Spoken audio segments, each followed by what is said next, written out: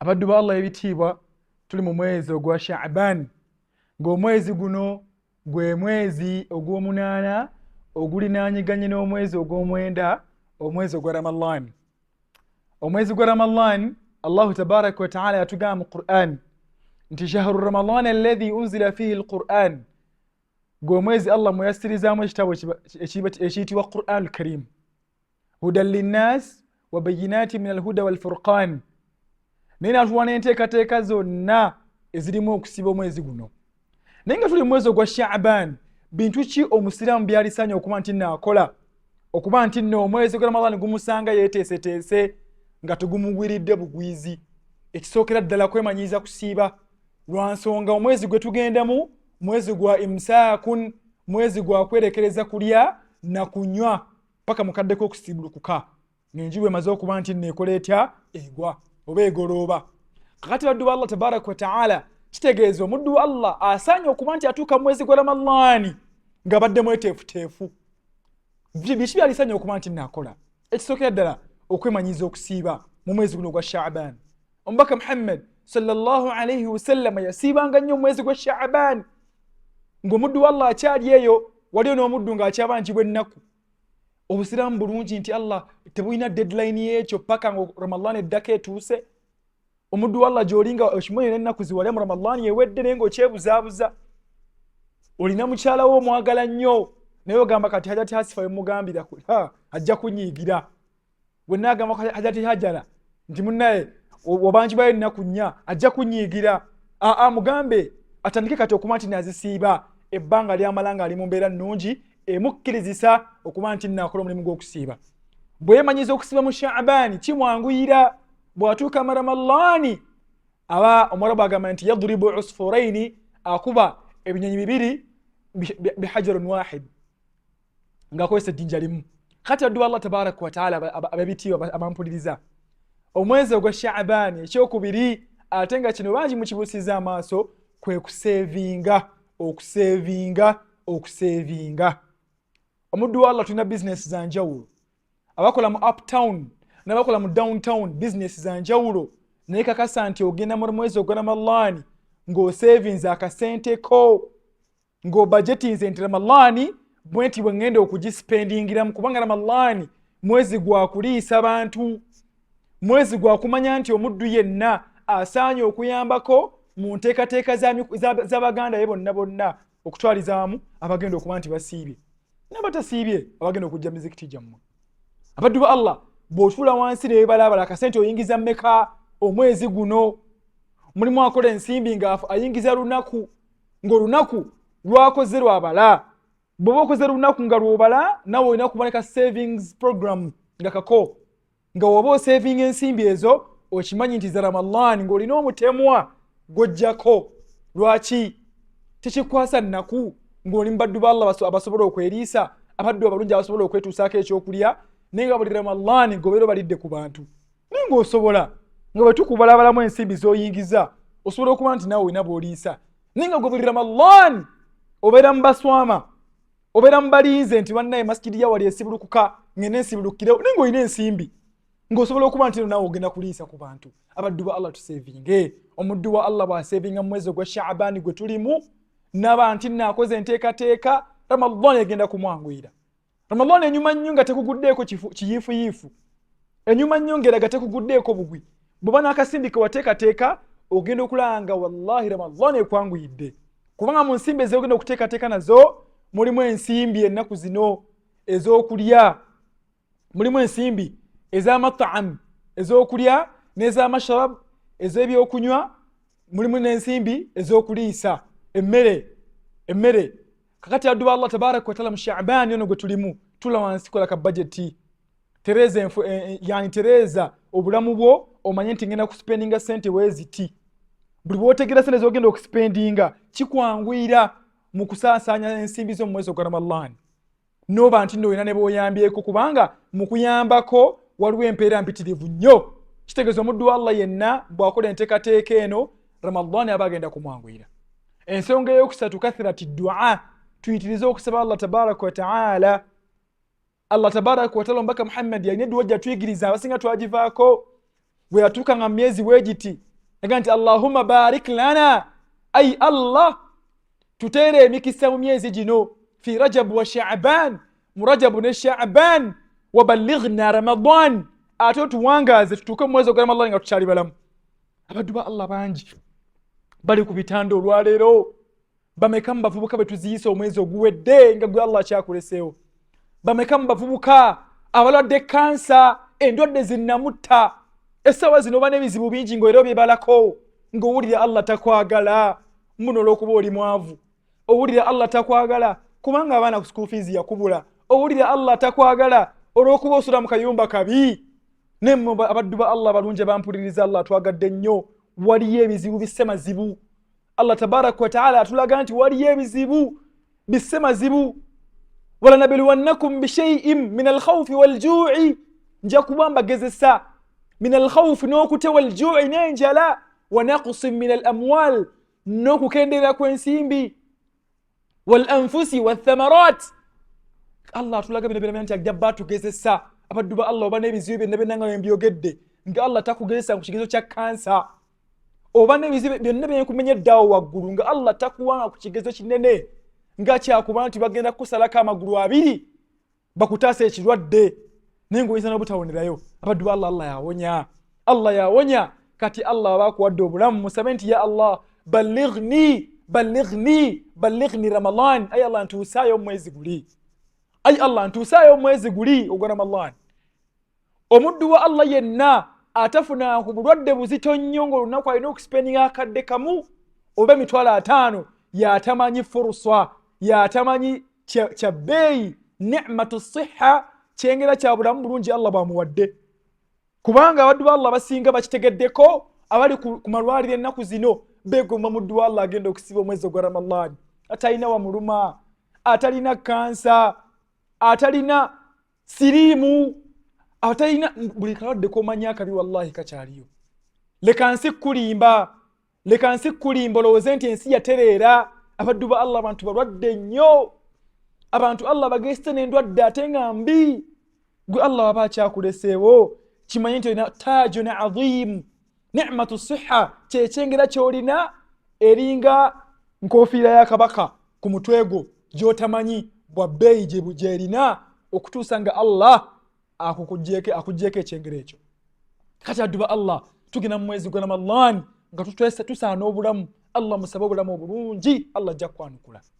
Mu Allah okwanukula edduwa zo osaanye okwewala emaali eya haramu mu bintu by'onaalya, by'onaasibulukirako, by'onaalya, by'onaagabira ne ku banno nga bya haramu. Byewale. Lwaki? Allah tabaraka wa taala mu dduwa zaalinze obutakkiriza nga hadithi y'omubaka wetulaga obulungi, mwemuli edduwa y'omuntu yenna ng'awangaalira ku haramu. Omuntu ng'emmere ejjala ya haramu yabba nzibe, omuntu ng'ebyokunywa byanywa bibi, omuntu ng'engoye zayambadde si nnungi, amakulu maaso g'owekitiibwa Allah tabaraka wa taala si nnungi n'akamu. Wa ghudiya bil haram, nga n'empangala ye yonna, emikwano, entambula ze, buli kyakola kya haramu bawanika emikono mu maaso g'owekitiibwa Allah alinza obutaanukula dduwa ye.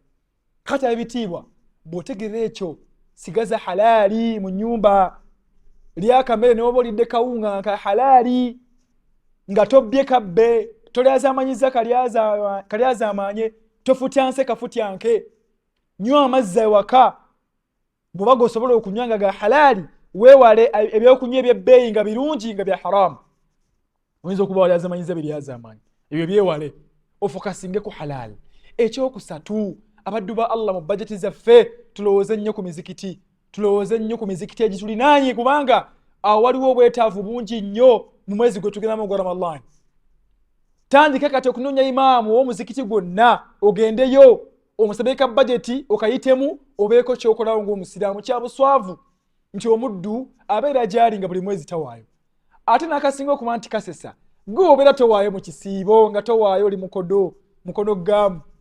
Honorable Minister Matia Gashaija kwe nawuliddaga mukodo gaamu, ng'oli mukodo gaamu gy'oli. Ramadani bw'etuukanga beera wanjawulo, tolinda nga buli kaseera kubanga nti nno gwe bawa. Beera wanjawulo, tandika okuba nno okola ki, nawe otaako ku Allah byakuwadde, otaase abalala bangi bafune ku byokulya n'ebyokunywa nga Allah abiyisirizza mu ggwe. oberenga gwe sababu bajja kusabirako, bajja kulowoozaako, bajja kwagaliza ebirungi, buli bwe banaabikola maaso g'ekitiibwa Allah ng'ejja naayo emiryango gyeyongera kugaziwa bugazi wegiti jagalo yitewo. Buli bw'onaafa ng'olina abaddu ba Allah obadde ng'osiibulula tebali kwerabira era mu dduwa zaabwe bajja kuteeka nti haji gundi ne gundi batuliisanga. Abaddu ba Allah mwezi gwe tugendamu tuliisa abeetaavu, tandika kati ng'onoonya omwetaavu omuliise kikukwate nga mbeerayo omwezi gwa Allah lugenda okutuuka nga kyangu nnyo gy'oli okugaba. Naye omuntu n'obeera bakhil ng'oli mukodo nga totakako tosibula nkumuddu wa Allah yenna bw'oba omusibuludde osooka mulangira ng'omusibulula. Abaddu ba Allah balungi abantu tubaliise nga tukakkanye. Misala wa Nabi Muhammad sallallahu alaihi wasallam Aisha radhiyallahu anha ayina omusajja yatuuka gy'ali ngali mu thiyaabu habi'a ng'engoye za bbeeyi atukula bulungi n'amulaga nti mwetaavu n'amuliisa fa at'amathu n'amuliisa n'amuga atula wansi sifudde ku ngoye zo n'amutreatinga mu mbeera gy'alimu nga tafuddeyo ku nnyambala ye. Beera omuddu wa Allah bw'atyo. Ekyokusatu tutereze mu mmere gye tugulira abantu. Omuddu wa Allah ng'akuwadde kasimbi akategerekeka ng'akuwadde ku nsimbi ezirabwako ennungi. Lwaki abaddu ba Allah obaliisa emmere embi? Lwaki onoonyayo akaseera kasinga okuba nti kalayisi nga kafaanana kabi kogenda okusula ku muzikiti? Naye nga oba ogenda kuwasa mukyala wo gw'osinga okuba nti oyagala otwala basmati asinga okufaanana obulungi. Abaddu ba Allah beera omusiraamu akola ebirungi nga naawe bakikkolera osiima lwakuba nti wallahi embeera mbi. Abaddu ba Allah basinga betugulira omuceere bambi babeera banaku naye ogubeeramu amayinja bambi asigala agulya naye oguba gulimu empulungusi bambi asigala agulya talina kyakkola kubanga ye alhamdulillah buli mwezi ogutuuka alwawo okulya ku muceere yadde akanyama. Ne Ramadhani weetuuka n'okamuleetera bambi tafaayo n'empulungusi aziriiramu n'amayinja agaliiramu kubanga embeera ye ya wansi. Naye mukolere ekyenjawulo mu mwezi gwa Ramadhani gwe tugendamu. Kolayo ak'enjawulo. Gula ku muceere ogwa basmati tegujja kuba butula ate bajja kweyongera kuseera maaso g'ekitiibwa Allah kugabirire kubanga ffe obusiraamu kugaba essaawa zino abantu batandise okuba nti kati bajjumbira emizikiti kubanga obusiraamu bwabwe butandise okukomawo mitima butandise okudda mu mitima kakati nga yokumewo mutima gwo n'okomawo muzikiti kyekisa kyekimu ky'osaanye okuba nti nno okola eri omuddu yenna omwetaavu gw'olina ku kaalo. Mu mwezi ogwa Sha'ban mulimu okukola istighfar, mulimu okugamba nti astaghfirullah, mulimu qiyamul layl situkeko ekiro kubanga omwezi gwe tugendamu gwa qiyam. Mulimu okuyimirira okuwanvu kwa tarawih nga mu kuyimirira tusaanye okuba nti nno tuwulirizaamu Qur'ani mu batukulembera. Mulimu okuwulira Qur'ani gye basoma olw'ebizito by'ebigambo ebyo bya Allah tabaraka wa ta'ala engeri gyekindi gwe mwezi Allah mweyagisirizaamu. Kakati omuddu wa Allah ali yampuliriza kakasa nti Qur'anul Karim ogisoma. Abaddu ba Allah bangi al-Fatiha yabalemye mu Sha'ban gwe tulimu olunaku olwaleero tula wansi oyiga al-Fatiha. Mwaka ku mwaka osoma al-Fatiha mbi. Omuddu wa Allah gy'ali nga wasoma al-Fatiha onoonya kyali tokitegeera. Alhamdulillahi rabbil alamin bigambo bizito. Ar-Rahmanur Rahim osuuta Allah tabaraka wa ta'ala ekisaache Maliki yawmiddin kabaka olunaku olw'enkomerero. Iyyaka na'budu gwe twesinza kati weesinze Allah tabaraka wa ta'ala ng'otegedde kyebitegeeza n'enjatula yaabyo ng'ogyekutteko. Omwezi ogwa Sha'ban gwe tulimu gwa bbeeyi nnyo lwa nsonga mwe muli enneeteekateeka yonna ey'omusiraamu emwetaagisaamu nga bw'atuukira mu mwezi ogwa Ramadhan buli kimu agenda kukikola mu ngeri esinga okuba nti nno nnungi. Allah tabaraka wa ta'ala mu Qur'ani atugamba ng'ayogera ku bino ebintu byonna omwezi gwa Ramadhan, inna anzalnahu fi laylatil qadri. Mulimu ekiro bajja kukyogerako eyo mu maaso tukyogerako mu maaso. Mulimu ekiro eky'ebbeeyi ng'ekiro ekyo wallahi kiraga kyanjawulo. Allah yanukuliramu edduwa zaffe, Allah atusaasiriramu. Kati ng'ebintu ebintu obitegeera bigenda mu mwezi gwa Ramadhan gwe bigenda okubeeramu kiba kya bulyazaamaanya nnyo nga teweeteeseteese mu nneeteekateeka esinga kuba nti nno nnungi kubanga omwezi gwe tugendamu omwezi ogwa Ramadhan gwetaaga enteekateeka ennuŋŋamu empitirivu. Bakadde baffe tukole ziyara gye bali. Abazadde batuzaala buli akyalina omuzadde nga yakuzaala ng'akyasobola okukubira kasimu n'olengera nti taata yakubye incoming call dad, incoming call mom, gamba alhamdulillah. Abaddu ba Allah bangi kati abazadde baabwe baafa dda tebakyalinayo mwaganya gwogera nabo. Nekola ziyara mu Sha'ban genda obalambuleko genda mu Sha'ban babuze mama ndeeteka ki, genda mu Sha'ban babuze taata ndeeteka ki ke munasibulukirako. Taata oyambala kanzu size ki, mama oyambala kanzu oyambala sharia size ki, wa hijabu sharia size ki.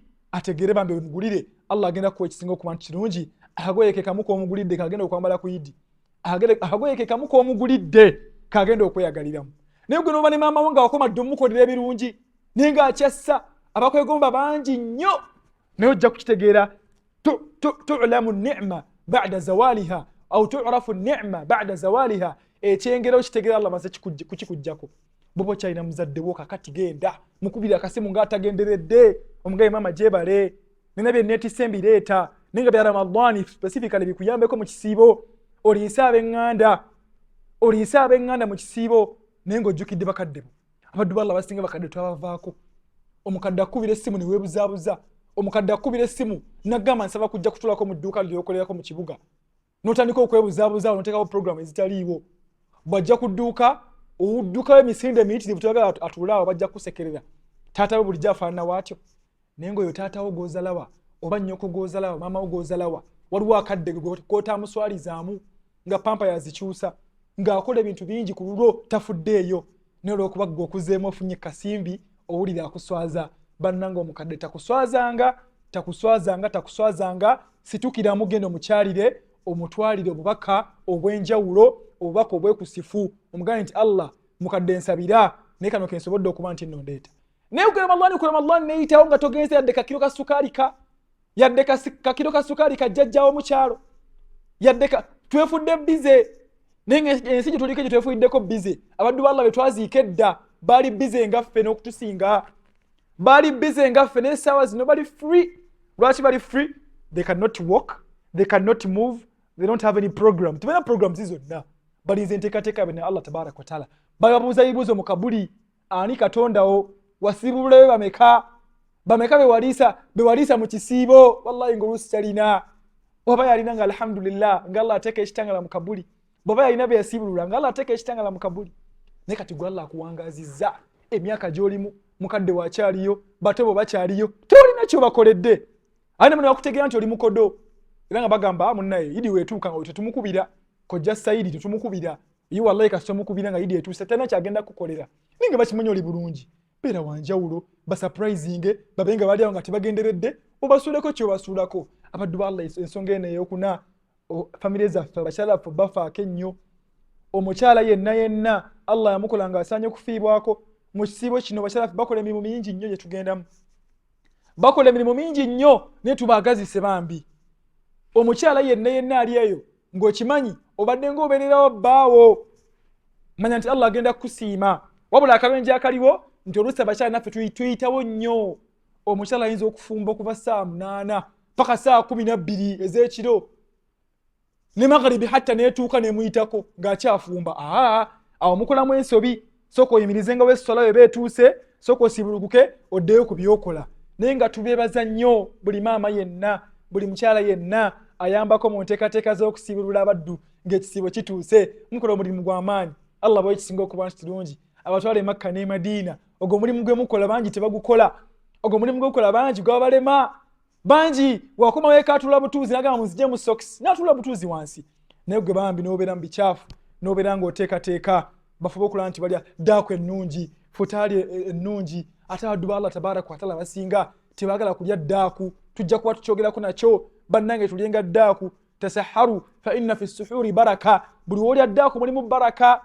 Gwe bw'ototugamba nti nze wallahi njala tennuma naye mbasiridde, tekiri ku njala. Omubaka Muhammad yalyanga ntende n'amazzi naye baka. Osobola okulya entende n'amazzi, kitegeeza ekigendererwa mu suhuri, mu daaku, si kukkuta, si kulya bingi. Wabula ekigendererwa mu suhuri baraka za Allah ze yateekamu. Ate olw'okuba okoppa omubaka Muhammad sallallahu alayhi wasallam nga gw'okoppako mu nneeyisa ze yalyanga daaku. Olina okulya daaku. Twezuukuse ku daaku.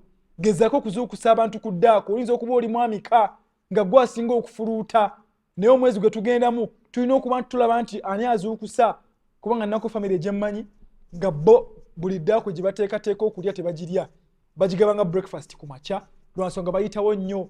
Bw'atandika okuba nti yeebaka ayitawo buyisi, bw'atandika okuba nti yeebaka naye ng'ebintu bibasa nno si nsonga nnyingi kukkuta nnyo omuddu wa Allah agenda n'asibuluka n'akkuta n'alyanga wallahi ekisolo n'alya emmere n'akuba emmere n'alyanga ekisolo agenda okutuuka ekiseera wallahi nga takyassa agenda okusala talawiya nga takyasala gimalako bw'agenda okwebaka ekiro ddaako emuyitako buyisi kakati omuddu wa Allah yenna ali wanampuliriza kakasa nti ddaaku tekuyitako lianna fi suhuri baraka mu suhuri mu ddaaku mulimu emikisa gy'olasanya kuba nti noosubwa so omwezi gwe tugiramu abaddu ba Allah balungi mwezi gwa kuyoola mpeera tulina okuyoola zino empeera kubanga Allah wakuwa omwaganya ng'okyali mulamu omubaka Muhammad yasibye ebisibo 9 byokka 9 months only bisibo 9 byokka fatulora nga alhamdulillah oweze bisibaana naye mamma kitegeeza okuba nti oweze bisibaana ng'omubaka alina 9 nga naye bisibaana tomanyi bikiriwo ekituufu Allah kyeyakkiriza lwansonga ebisibi byaffe bisigala bikyalimu haramu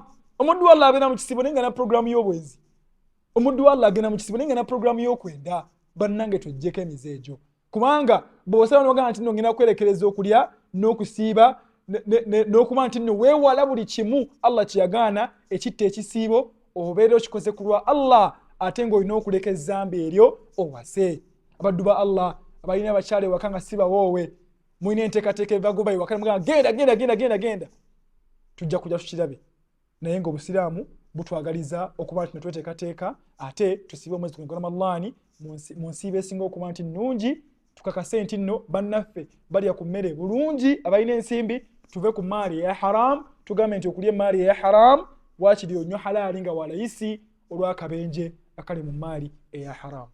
Subhana rabbika rabbil izzati amma yasifun wa salamun alal mursalin walhamdulillahi rabbil alamin. Assalamu alaikum wa rahmatullahi wa barakatuh.